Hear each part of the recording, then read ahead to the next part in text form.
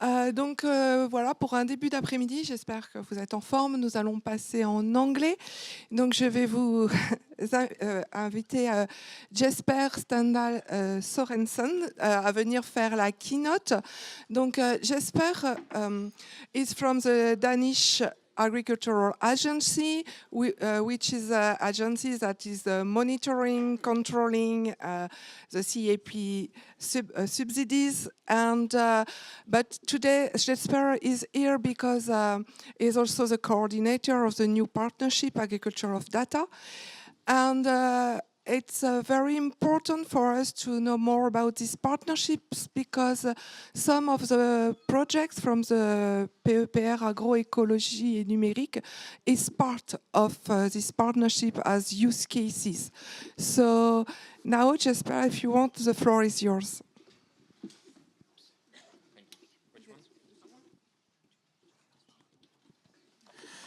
Hello, everyone. Can you hear me? Yes, I think so. Normally, people are not. It's not difficult to hear my voice.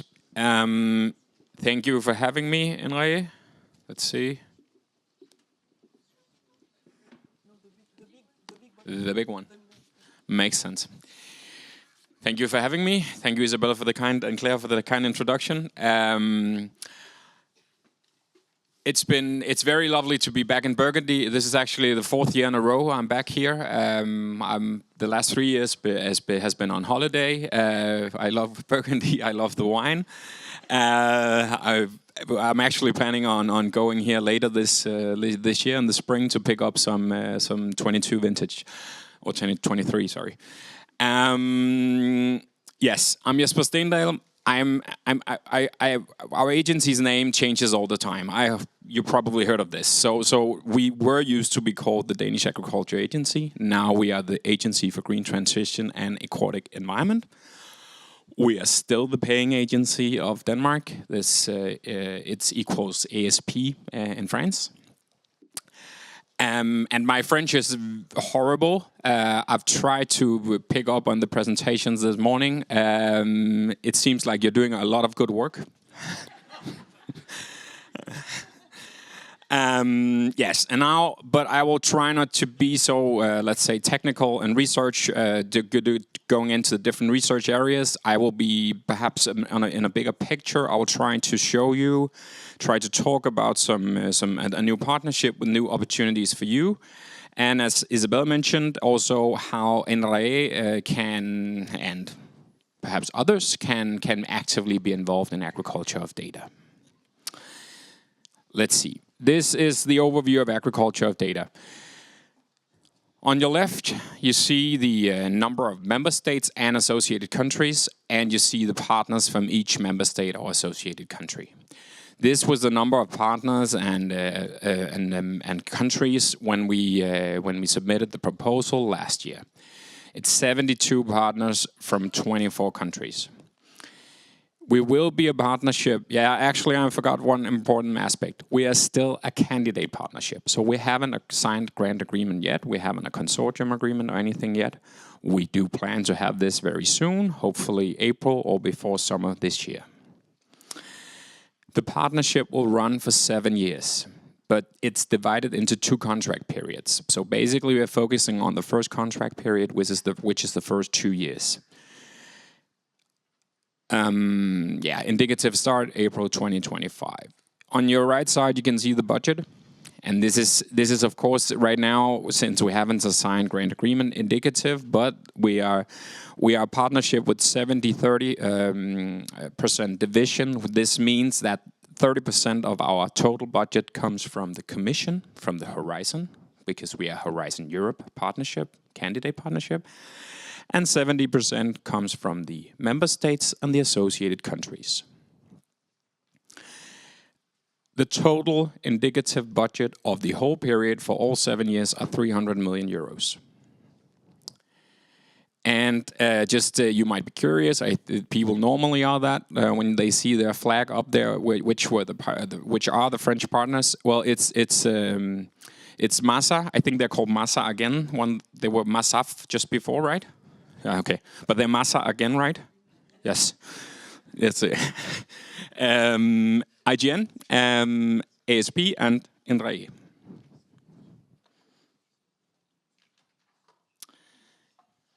And I've been active in Horizon projects, initiatives before, and what I can say here is that we, as you can see, not just with the complexity of the partners, etc., and the geographically spreading throughout the continent, but also especially looking towards the budget. We are a very big initiative. We actually we have the possibility to really make changes with this budget and with this partnership. Okay. So, the general objective for agriculture of data. Well, we are to enhancing the climate, environmental, and socioeconomic sustainability and productivity of agriculture, and increasing capacity for policy monitoring and evaluation through exploiting the potential offered by Earth observation, other environmental and agriculture data, and using newly developed digital and data technologies in Europe to support the parallel digital and green transition with emphasis on utilizing the umbrella effect. Yes. It's a long sentence, and it's actually a sentence we have written. It's we should have probably cut it into pieces, but it's also a bit of a story about the evolution of our partnership. We started as what you can say a green Earth observation partnership. Claire, you asked me last night which kind of data is the partnership focusing on, and basically we're focusing on all agriculture data. We started as an Earth observation data partnership, but we quickly realized that if we only focus on satellites, drones, etc., then we would probably hit a wall somewhere. So the partnership will focus on all data types, all data sources within the partnership. We still have Earth observation. You cannot, I heard, one of the words I understood this morning was sentinel. You cannot do this kind of partnership focusing on agriculture data without satellites. Sustainability. It's also the broadest meaning, the broadest sense of sustainability. This means that we will focus on climate, environmental, and biodiversity questions, but we will also focus on the sustainability, the economical sustainability for the farmers and the farming sector. For us, this goes hand in hand. We need to deliver tools, we need to deliver solutions that both sides benefits from. To us, it's not a positions meeting. And why do we do this? Well, from the Commission point of view, it's definitely on this parallel digital and green transition, which are very big strategies from their side, but it actually also makes sense in our partnership. And finally, the emphasis on the umbrella effect. I know that Isabel has been pushing this, and this is also why we're here. Because the umbrella effect for us is, and I'll get a bit back to that it's to ensure the linkage between similar initiatives. Bigger initiatives, the other Horizon Europe Partnership Agroécologie, for example, food systems, animal health and welfare, but also smaller national, but also European projects that make sense to link up to. We need to have a bigger, broader view and a bigger, how can you say, actually umbrella to picking up all of the initiatives which are relevant. Okay. This is our intervention logic. I don't expect you to remember anything from this, but basically, when you do a partnership, you need to do what is called a SRIA. A lot of you probably know this. This stands for Scientific Research Innovation Agenda. So that's the backbone, that's the basis, that's the scope, the scientific and innovative scope of a partnership. In there, we have listed 100 research innovation actions. So that's basically, until we update it in 2 years, that's all we're allowed to do within research and innovation. The good news is it's very broad and it's public, so you can actually find it. You can also contact me, Isabel, etc., and you can get it afterwards. I mentioned the general objective before, which you see from after the problem drivers. And we also have some specific objectives, but how do we actually operationalize this and make it into, and how do we actually ensure that we will have the impacts that we want to achieve as a partnership? the answer for us is use cases, and use cases are not. Use cases are being used. In many different aspects, many different forms, throughout many different initiatives. Our interpretation are this. So basically, and I will have an illustration afterwards, so you don't need, that's a lot of words. But basically, we have 3 types of activities in agriculture of data. Let's start at the bottom. Work package activities. In our partnership, they're actually not that traditional because the work packages are not doing any real developments. So where you're in similar initiatives, you might have use cases attached to a work package. We don't do that in agriculture of data. The work packages are there to facilitate, to support, initiate, and harvest from the use cases. So basically, our overall strategy, our idea is to set the use cases free, to set the researchers and the innovators free to do the use cases. And we see 2 types of use cases. One, the national funded use cases as in-kind activities.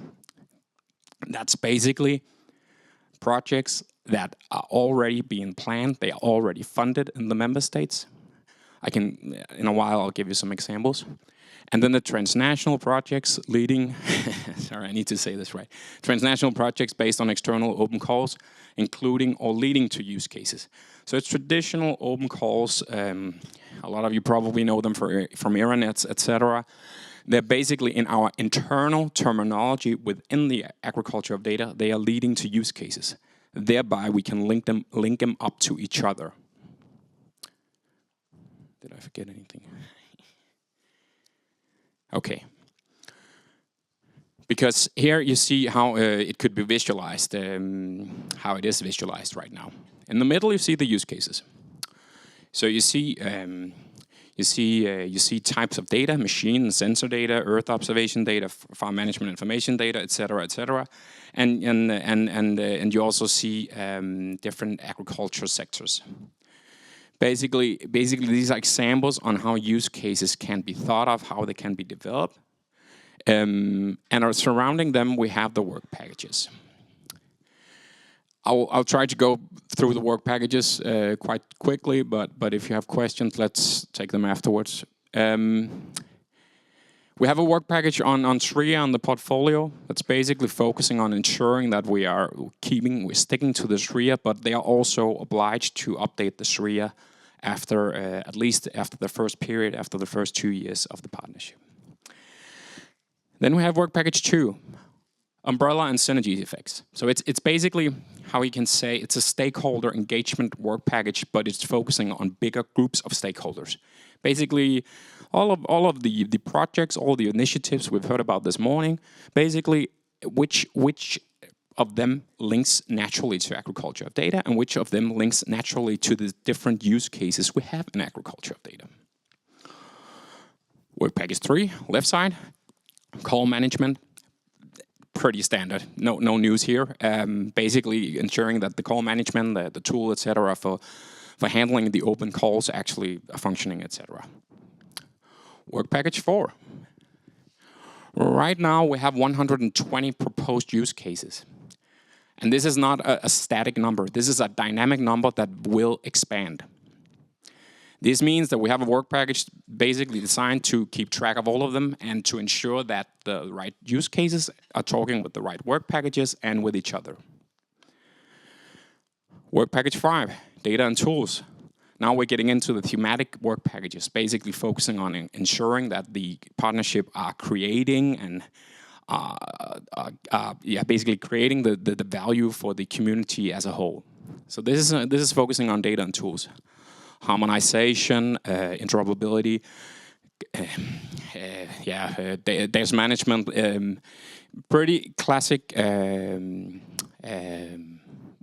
tasks for a partnership as ours, except that they will not, as a work package, do the actual developments because that will be done in the use cases. Then we have work package 6. And of course, it starts with an abbreviation. ELSA, ethic,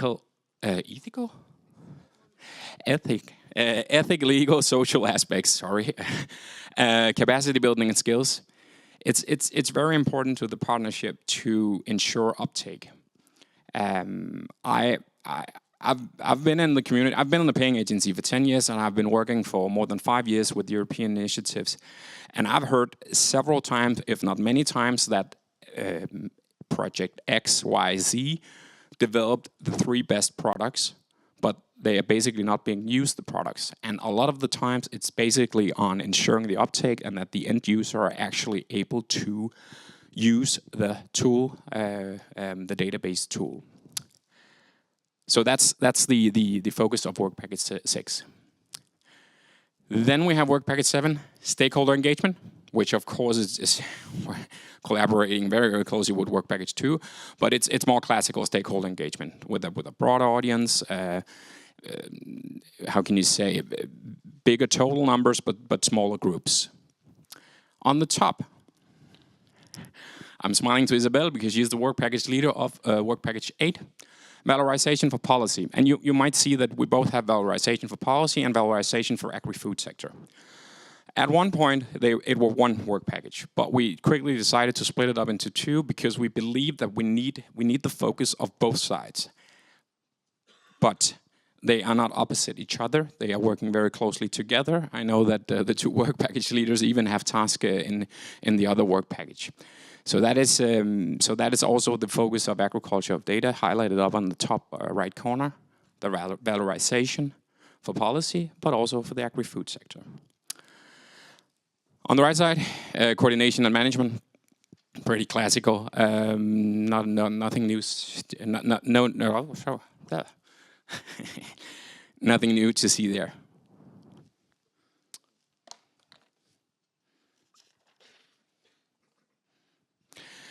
Okay, here you actually see the use cases because I think you might wondering what are use cases, how are they, where do they come from? I try to explain that, but I'll try to dig it in a bit more into it to explain it. On the top, you see the national funded use cases. So basically, you see use cases that are basically described before we launch the partnership, or sorry, when we start the partnership from month 1. But there will also be use cases added in the lifetime of the partnership. So this is the whole idea. The use cases needs to be a dynamic size for the partnership, so we're able to actually respond to the needs from the policymakers and also from the agri-food sector.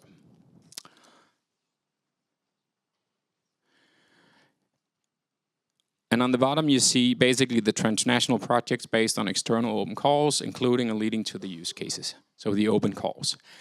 And none of you are funders, but the funding organization, the research, the research councils of throughout Europe, they normally they're not too fond of the use of use cases.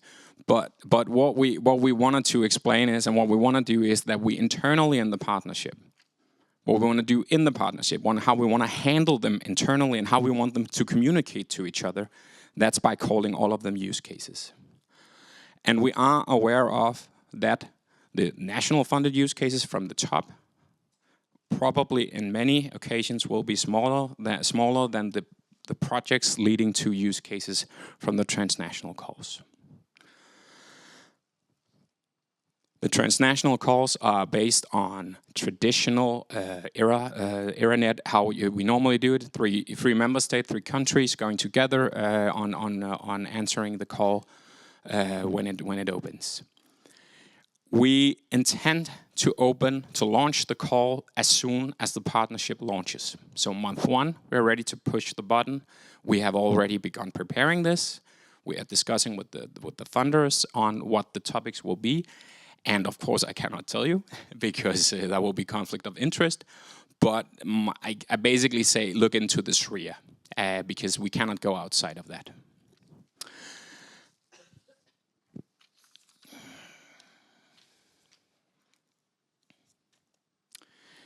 These use cases, the national funded use cases. Why should you go into agriculture of data? Because these use cases will be research projects, research initiatives, let's say projects that are nationally funded, funded by normally the government in some way or the other. And why should you go into agriculture of data? Well, of course, as many times before, the answer is money, funding. We will provide topping up, and we will provide topping up to 20% of your total budget. We have a cascade model, but up to 20%, that's what we're looking into right now. And you will receive that money, that funding for your use case, for your national funded project, for the translation, for advice, for communication, and of course, all the paperwork that we also need to fill out within the partnership. And when I say all of that, it shouldn't be that much compared to other initiatives, but also preparing data and linking to similar use cases. Because our wettest dream would be that we actually take a national funded use case from Denmark, from France, and I don't know, Italy, Poland, and then they are all handling, let's say, precision farming, and we actually have them going together and actually build a model, a data model, or any kind of database solution that actually can help all 4 national funded use cases.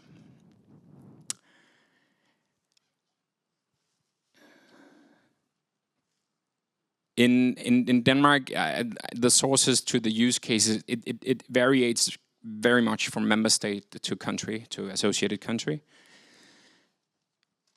Basically, you need the funding from your own member state. You need to have the funding for the use case itself, and then you put it into the partnership, and we top up to basically to make your use case, to make your national funded project, to make that Europe-wide. In Denmark, we are activating a lot of funding coming from a private foundation, but they are funding research projects in University of Copenhagen, University of Aarhus. It's Novo Nordisk Foundation. I don't know if you've heard of that. They have a lot of money right now. And it's not a hindrance. You can use this kind of funding as well. Of course, you cannot just, and this is a commission point of view, because the topping up, the up to 20% topping up we're spending, that funding are coming from the European Commission. So if your project stemming from France already received European money, then it probably will be a no-go. There are some exceptions, but think about that.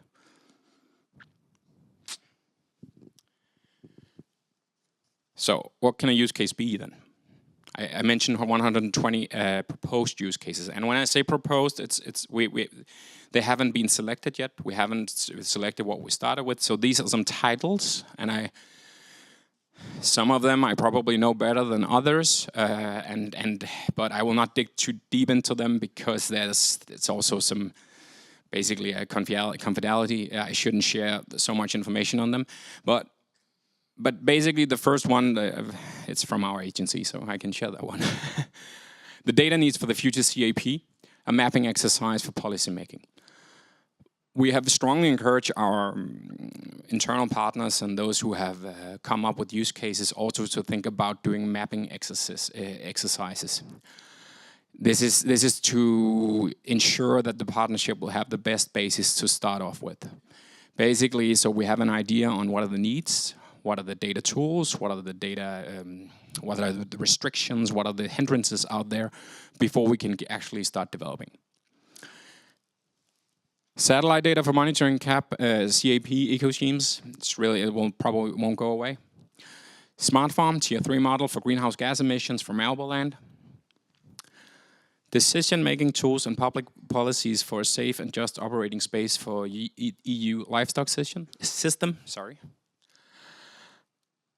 Increasing evaluation capacities by anticipating needs regarding agri-environmental indicator, data, methods, and workflows. Data flow and data governance from facilities of data warehouses. Conservation of semi-natural elements within European agricultural landscapes, the role of commodity prices and agri-environmental policies. And then a tricky one, harmonization of nomenclature. I actually don't know how to pronounce that. Nomenclatures? Thank you. Thank you. And development of mechanism for sharing farm data with the administration. So some of them, you can see here, basically some of them are developing, basically, let's take the last one, a Danish perspective. We have data sharing with the farmers, but to be very honest, it's not very dynamic. It's very, basically, we haven't evolved there in 10 years or so. And that'll probably be a very, very big use case if you're actually building the system.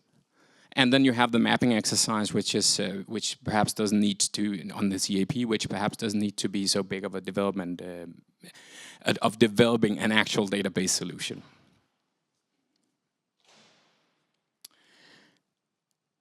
And how do you actually bring this national funded use case in? We will have a simple template. So So basically, you describe your use case, what it's all about. You also need to, of course, describe which of the research innovation activities of the SRIA you will be linking up to. Then you need to describe how your budget will be spent, especially concerning how you will spend the topping up from our side. I think if you're within the scope of the SRIA, then we will definitely look positive on any proposed use cases to the partnership, especially at the beginning.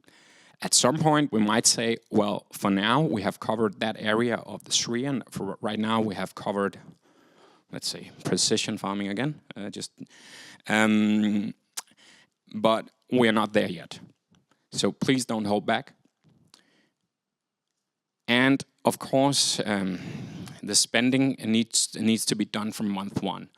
So that means if you have a project in your in France that already started, then you can use that project, but you can only use the spending from the period after the partnership have launched. We will also have an approval mechanism within agriculture of data. It's still pending, but I'm pretty sure we will land up on an approval mechanism internally, which will be flexible and quite easy. Yeah. This is not a mistake. I'm repeating this. This is again the visualization on the work packages and the use cases in the middle. We don't try to do as other initiatives because we want to do something differently this time. The work packages will support, facilitate, and harvest from the use cases and initiate use cases. And the use cases will actually do the development of agriculture of data. So it's basically also a possibility for the researchers to actually focus on actually developing database solution for the policymakers and the agri-food sector throughout Europe.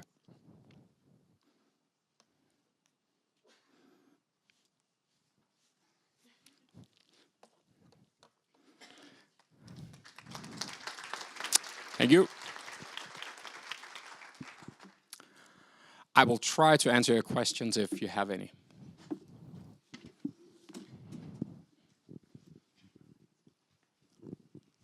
Thank you for the presentation, very interesting.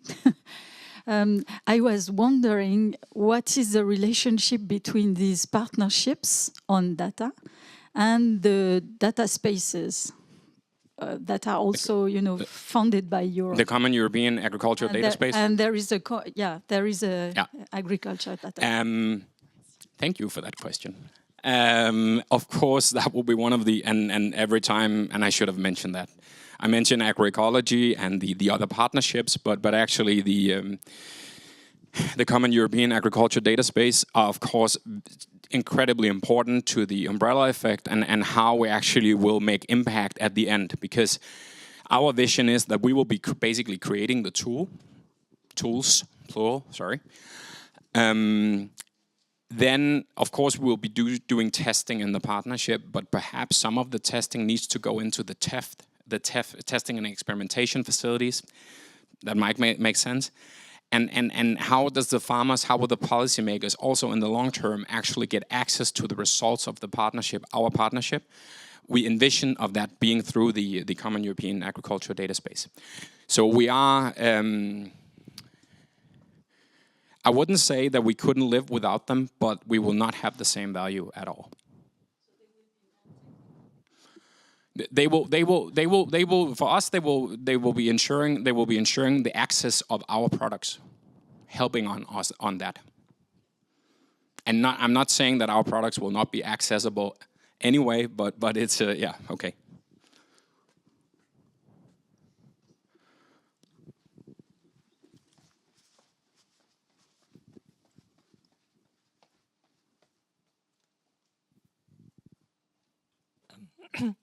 Thank you for the presentation.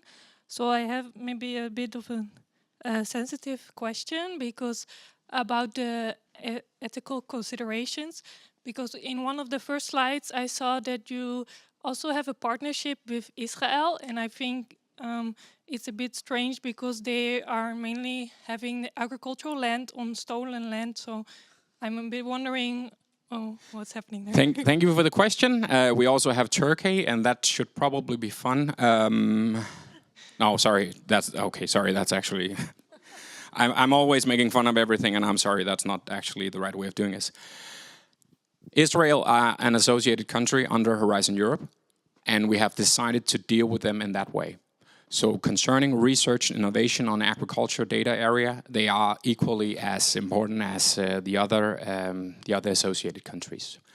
If the European Commission, and I'm pretty sure I know the answer, but if the European Commission decides, or the ministers, the governments of Europe decides to deal with them differently, then we will also do that. Otherwise, we will be a political entity, and just if you know anything about the European Commission, they will be strongly against this. We are aware of this, but we haven't heard anything internally within the partnership on this between, let's say, Turkey and Israel. I know the farming situation of Israel, but we're basically this is how we have chosen to do it.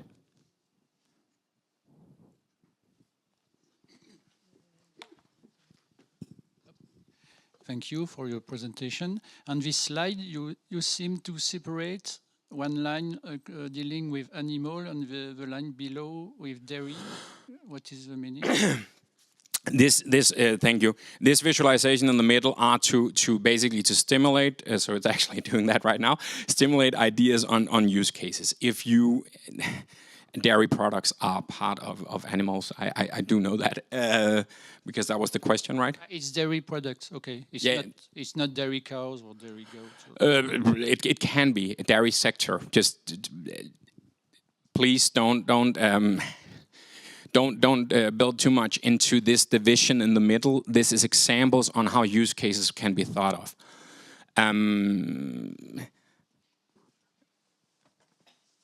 I think if you look at some of the data sources in the middle, in the top, you will also have many of them overlapping. So it's not a very it's to stimulate ideas.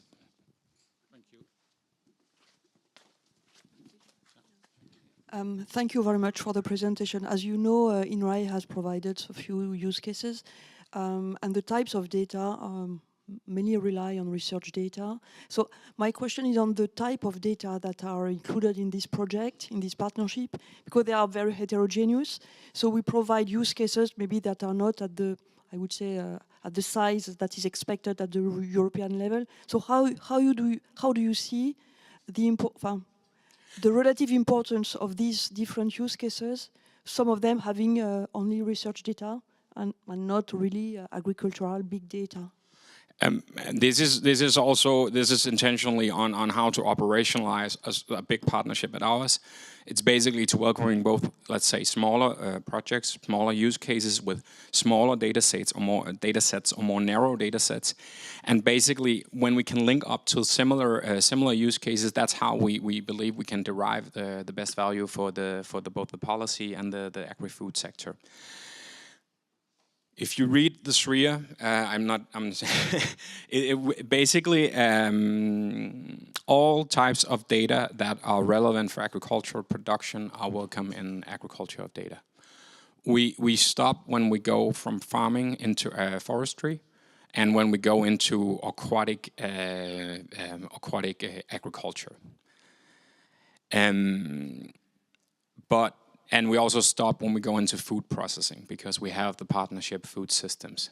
But those data could still be input data for some of the models or some of the database solutions that we are developing, because the nature is the climate, the environment are basically, they are very normally overlapping with each other. So I don't believe there will be a big hindrance on neither the amount, size, or type of data. One more question. How are you going to organize the links across and between use cases? Work package 4 is the very short answer. But of course, perhaps not. Work package 4's main objective is basically to have a constantly mapping exercise of all of the use cases, how they're doing and how they are evolving. And then, let's say a use case are proposed on, I don't know, policy on policy monitoring for an ecosystem in France or Greece. Then it's also the job of Work Package 4 to link up to the Work Package of Isabel, basically to say, you need to pay attention here, you need to use your expertise to support and facilitate this use case in the best way. So it will be a combined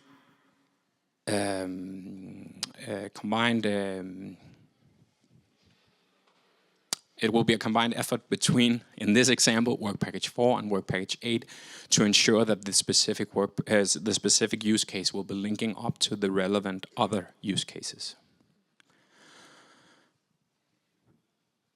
We do know that speaking about 100, 120 use cases right now, and we are basically saying just bring them in. That's a lot of use cases.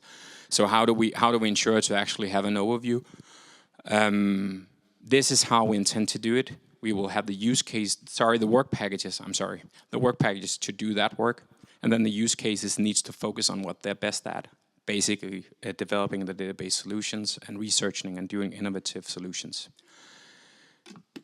If this overall model, our methodology, our structure of the partnership isn't effective or isn't working, or we're losing some obvious linkages between use cases or initiatives, then we need to do something else. But this is how we intend to do it in the first 2 years, because we are a partnership for 7 years, but actually it's 2 + 5. We have an obligation on updating the grant agreement with an amendment after 2 years. So we need to revisit basically everything we will launch in month 1. We need to revisit that no later than, of course we'll start the work before month 25, but we will have a new updated grant agreement and consortium agreement from month 25.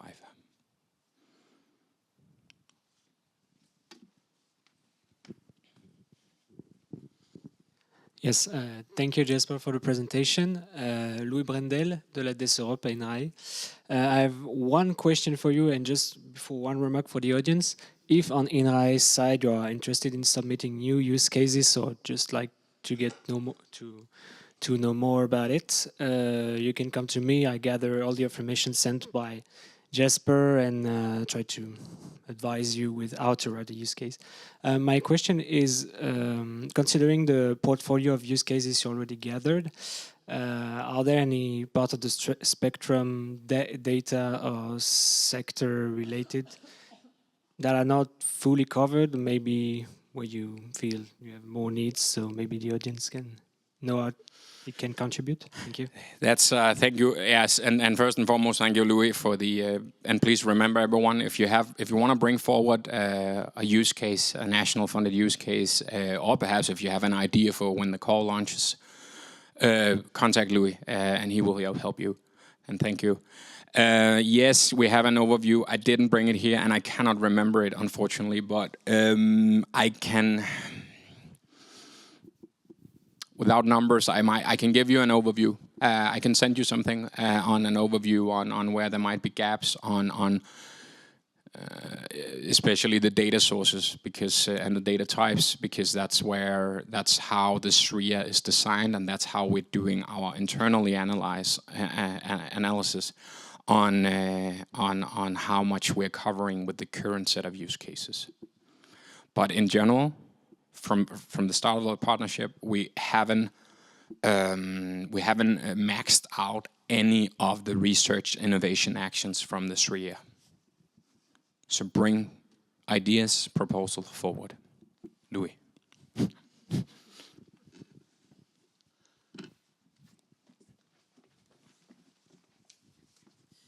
So Florence Gondret, thank you for your presentation. Maybe you explained that and I missed that, but do you expect only the data set, or can we provide also some tools to analyze and model the data? And this morning we discussed about digital twins, for instance. So can we propose combined data sets with the farm data and the interface to model and visualize the performance, for instance? Yes, definitely. It's not at all just data sets that we're trying to provide. We are trying to build database solutions for both the policy side and the agri-food sector. I should have been. I wasn't clear enough on that. We're building database solutions. Sometimes that are data sets. Data sets are fine, but we sometimes also actually need to build, I don't know, an app for the farmers to take pictures for the CAP. Some kind of model to predict the rain, etc., etc., etc.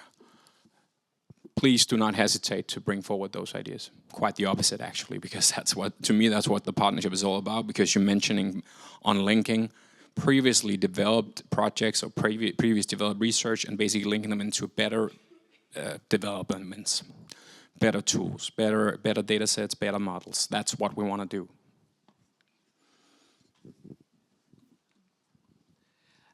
Just a comment, Jesper. It's the use cases are not limited to research initiative. If there is some use cases of commercial potential, they will be also supported and at the European level, and not just at national level. Yes. Of course, the partnership we don't, and there are no one of our partners that are private organizations, so they need to. It's a bit technical, but they need to be brought in by a non. But INRAE is fine. It's an RPO, so that's. But yes.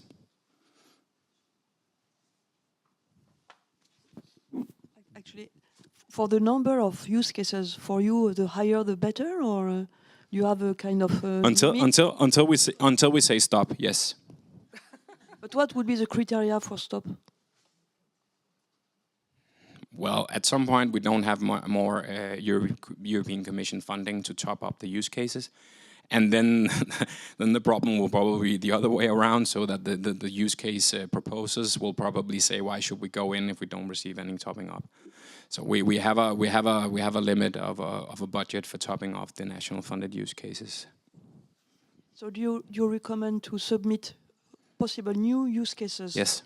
Rapidly, or to stay until to wait for the next call? When you say call, you mean the call for the national funded use cases? Yes. Okay. Bring forward ideas. Use Louis as a portal to us, as an umbrella for us, and the sooner the better, because that way we can also you can also develop them and perhaps ask questions to us, and we can help you. Right now, we are trying to finalize the first draft of the grant agreement and the consortium agreement to circulate for the partners. We hope to do that very soon, and not just the partners, but also the Commission. After that, we have energy and time to focus on starting up the process on the, how can you say, the final round of gathering use cases to month one. But once again, use cases will not see on the top, use cases will not, the national funded use cases will not be a static a group of use cases. It will basically be, there will be more and more throughout the lifetime of the partnership, and that is intentionally from our side.